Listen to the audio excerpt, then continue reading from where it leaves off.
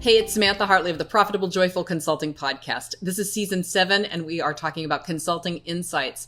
One of the biggest insights I ever got was about the power of environment, and I experienced it in both the shadow way and also in the light way. So I am, as you can see, in a different location than I'm usually filming in. I'm in a lovely Airbnb in Edgartown on the island of Martha's Vineyard where I live. So this is not my home. It's someone else's beautiful home where I have held the VIP retreat for my mastermind group called The Path to 2 Million. So we've had 12 business owners here sharing, learning, talking, expressing, exploring, and generally being amazing, and leaving with the excitement of moving their businesses further from where they are to where they want it to be, somewhere along that path to 2 million. So we've had people in the room who are, just beginning in the $120,000 range, at the bottom of 6 figures, all the way up to those who are much closer to the $2 million number. And that has been energizing. It's been affirming.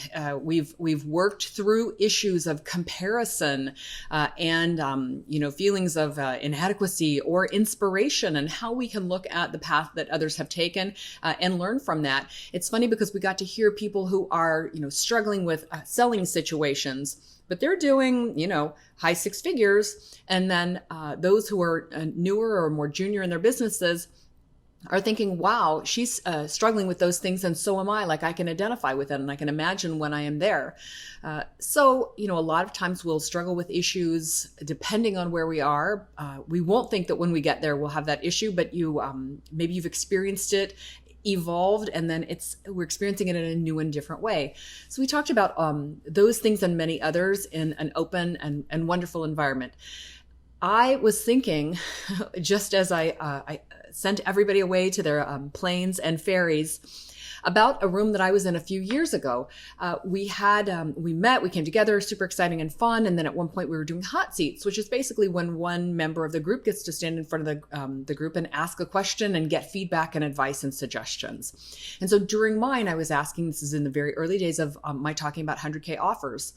So as you may remember, one of the big things that I do is 100K offer doesn't have to literally be that. For a lot of people, they're already selling way higher than 100K, but a 100K offer is basically the idea that what you're offering to your clients is a transformation. It's a larger size package, a longer duration package, which is intended to solve a problem for them. It's really bringing a complete solution to them, not like little miniature problems along the way, but like if we really made a big change here, really transformed your organization or your business, then what would it look like?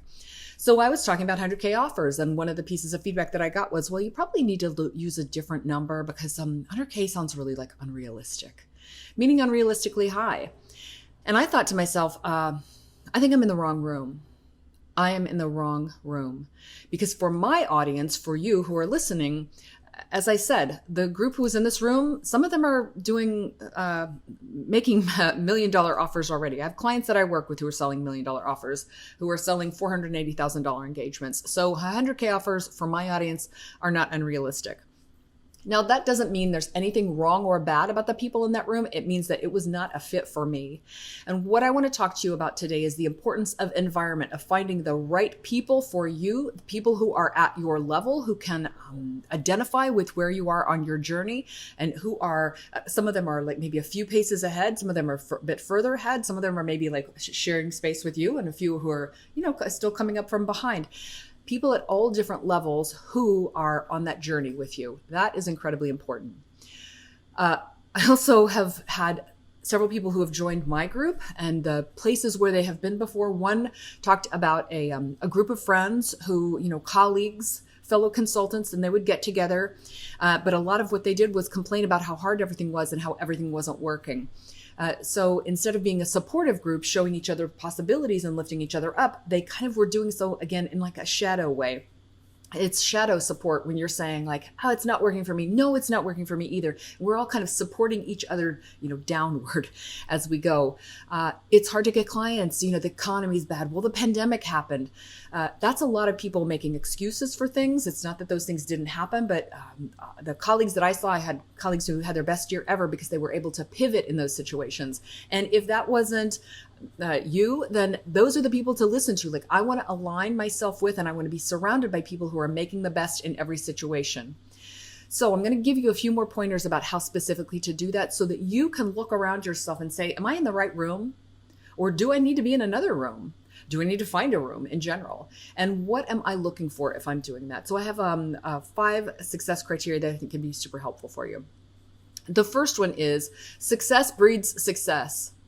It can be super frustrating if you find yourself in a place where you're kind of flailing, but when you win, you keep winning. If you're around people who are winning, a lot of times it's contagious. Like you can catch on, you can get in that winning spirit. And that's why I want you to be so incredibly cautious of these groups where it's kind of a complaining festival and people are kind of moaning about things that don't work. That is going to be dangerous for you. It's going to pull you down just as they're pulled down.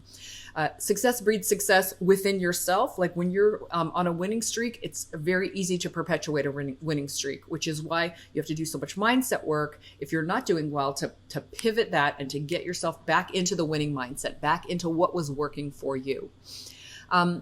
Before you join a group, if you're thinking about it, you want to look, are people succeeding in this group? Is this a group of winners?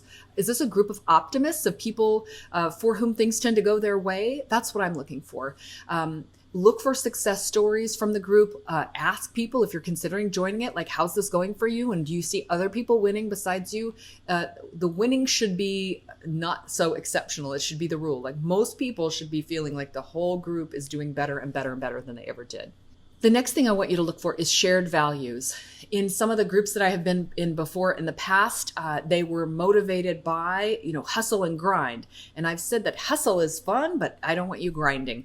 If taking any client who shows up or grinding, working nights and weekends because I'm going to build the kind of life that nobody wants to, nobody else will put the work in for, that's a work ethic that exists. And it's not one that I share the values of. I think you can build the business of your dream working a limited number of days and limited number of hours, just as many as you want. I think you can get there joyfully and profitably. I don't think it's about getting there and being joyful and profitable. I think all along the way, you have to build a joyful and profitable business. And so grind isn't my values. A complaining environment isn't my values. Deceiving people in your marketing. There's so many pieces of this that you can just kind of get a whiff for it. If you listen to anything and you think, that's not for me, it doesn't align with who I am and the kind of person that I want to be, you should feel a resonance of like, oh my gosh, I found my people. That's what you want to feel when you're looking for a place for you to be. So you don't have to grind. You don't have to do anything that feels gross or yucky or out of alignment with you. And you can stretch your comfort zone and evolve as a person in alignment with your values. That is possible. I'm talking about groups here a little bit, but the third thing that I want you to look for is support. You don't just need group support. I want you to find support in your life. So when I'm talking about environment, I mean the environment, everything that's around you. I do know some consultants I work with who don't have spousal support. So their spouse kind of like doesn't understand what they're doing and hopefully isn't like pushing it down. But and sometimes it's like at best neutral. Like they feel like, I don't know, like she works too hard and I'm not really sure about that. And I wish she would take things easier, but I don't really, know totally what's going on with that. So I don't like to get inside of other people's relationships. If that's the relationship that you have, that's fine. But at least get it to neutral so that you don't feel like you have to hide things or that you can't be yourself in that relationship as you're pursuing something that's really important for you.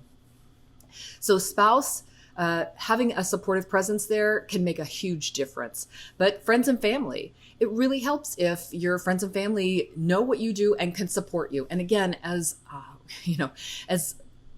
self-employed business owners who can sometimes like be working from home all day long. And this, in pre-pandemic days, it was kind of unusual for us to be at home, or you work your own hours and you can kind of take off and go to the soccer game, or you can do the things that you want to do. That kind of freedom can be hard for other people to understand. So I think it's helpful if the people that are around you do understand it and they do support you in what you're doing. And they think, oh, well, that's really cool that you have that kind of freedom. And gosh, I kind of envy that. So I like for you to cultivate an environment of people around you who believe in you and in what you do. And you might be known as the person in your community who does kind of an unusual thing, which is okay. So I want you to find that kind of a community also in a group of colleagues or supporters, possibly in a mastermind group or a group coaching program, someplace where you can share the experience. Community is so important. I love having a one-on-one coach. I think one-on-one coaching has its place. And I also feel like being in a group coaching environment where you are sharing the journey and able to support each other can make just an incredible difference. So that is an experience that I encourage you to seek out. Non-judgment is my fourth one here. I can't tell you how important it is for people to affirm what you're doing, affirm your path in doing it, and for them to be able to understand you have a way that is your way and the way that you want to do things. And if you find that people are negating or saying this is a thing about you that has to change, or the way you're doing it is wrong, or anything like that, then again, you're in the wrong room. It is critical for you to be able to trust your own intuition and instincts and to have that affirmed outside of yourself. If you have an idea about your own potential of like, I think I have $1 million business, you need to be around people who say, I do see that. I also see that you have $1 million business. So not only not judging you, but affirming you for who you are, seeing your potential and helping you to realize it. You should be able to look around you and have other people mirroring back to you, not just like, hey, what I think about myself, but what you dream and what you aspire to. If you can have people mirror back your own aspiration, like your own highest version of yourself, then you can achieve it. That's the supportive environment that I'm looking for you to have.